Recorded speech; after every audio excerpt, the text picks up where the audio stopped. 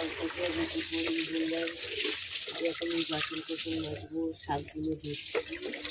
আর কালকে মাছ এনে রেখেছি, ওই যে কই মাছ, মাছকে ধুয়ে নেবো, নিয়ে রান্না বান্না করবো। যে কই মাছ ছিল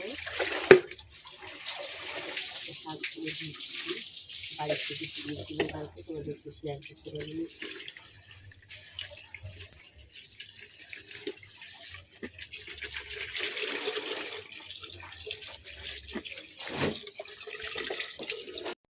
ভাত হচ্ছে আর একটু পরে একটু কাদা মাছি দিচ্ছি, তো কালি হয়ে যাবে। ওই জন্য কাদা মাছিগুলো নিয়ে রান্না করি, ওই কড়াইয়ের মধ্যে কাদা মাছি দিচ্ছি। নিয়ে রান্না করলে কি কালিটা তাড়াতাড়ি চলে যায়, আর কাদা না দিলে কালিটা তো কামড়ে ধরে, ওই জন্য কাদা দিয়ে তাই রান্না করছি। কোনোদিন বাপের বাড়িতে উনুনের জিনিস রান্না করি, শ্বশুর বাড়ি এসে সব কিছু অভিজ্ঞতা হচ্ছে বিয়ের পর। মেয়েদের জীবনটাই তাই, বিয়ের পর সব কিছু অভিজ্ঞতা হয়, বিয়ের আগে কোনো কিছু অভিজ্ঞতা হয় না।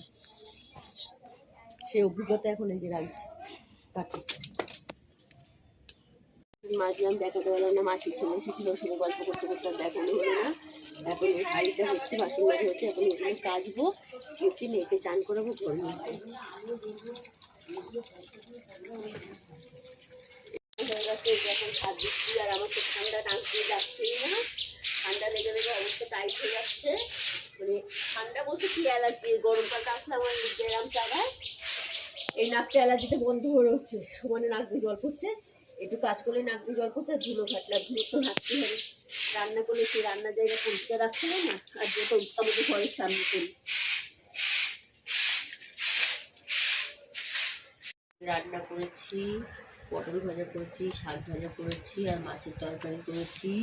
আর এই তরকারিটা আমার শাশুড়ি দিয়ে গেছে, তো এইটাই আজকে খাওয়া দাওয়া হবে। আর পাশে থেকে কমেন্ট করো, লাইক করে, একটা করে শেয়ার করো। কথা ঠিকঠাক বলতে পারছি না, কথা জড়িয়ে যাচ্ছে, এই ধুলোবালির জন্য অ্যালার্জি হয়ে যাচ্ছে, ওর জন্য নাক দিয়ে সমানে জল পড়ে যাচ্ছে, শরীর খুব খারাপ হয়ে যাচ্ছে।